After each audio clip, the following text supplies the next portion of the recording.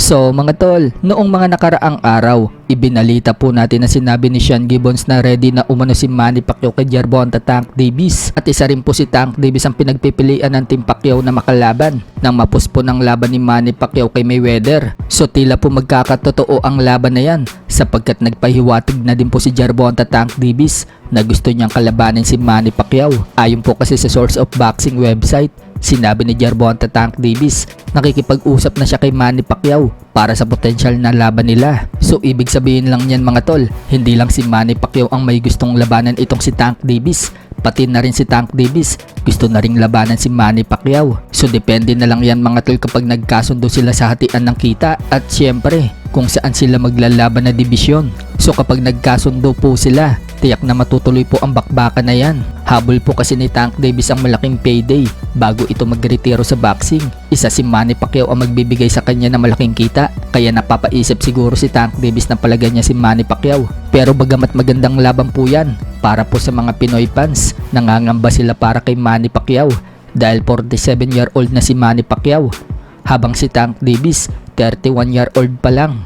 Sobrang layo nga po ng agwat ng edad nila.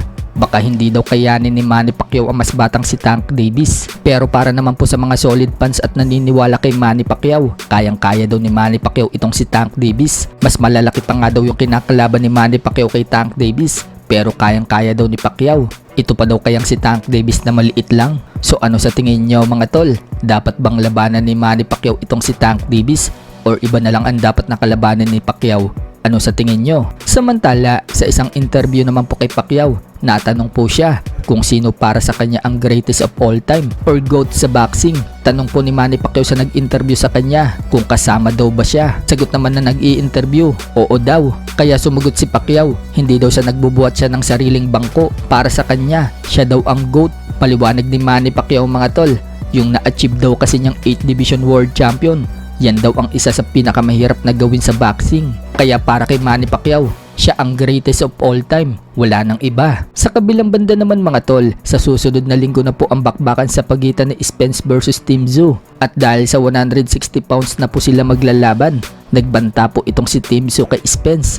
Banat ni Tim Tszyu, wag daw siyang i-underestimate ni Spence. Dahil sa 160 pounds na umano sila maglalaban, sabay napamura pa nga po itong si Tim Tszyu. So pinapahiwatig lang po dyan ni Tim Tszyu mga tol na hindi kakayanin ni Spence ang 160 pounds. Buwelta naman ni Spence kay Tim Tszyu. Wala daw siyang paki kung ano ang sabihin ni Tim Tszyu sa kanya. Malalaman na lang daw yan sa itaas ng ring at pag nagkaharap na daw sila. Sa ibang banda naman mga tol, tila parehas po ang pampalakas ni Casimero at Wiljon Mindoro. Matatandaan na paborito po ni Casimero kainin ang sardinas. Ganon din pala itong si Wiljon Mindoro mga tol. Yan din po kasi ang inulam ni Mindoro. At parehas pa sila ni Casimero ng brand ng sardinas. Sinabi ni Wiljon Mindoro mga tol, pampalakas ng suntok, mega sardinas lang mga idol. Na-miss ko lang kumain ng sardinas dito sa US. Ito kasi yung palagi kong ulam noong bata pa ako mga idol. Pampalakas.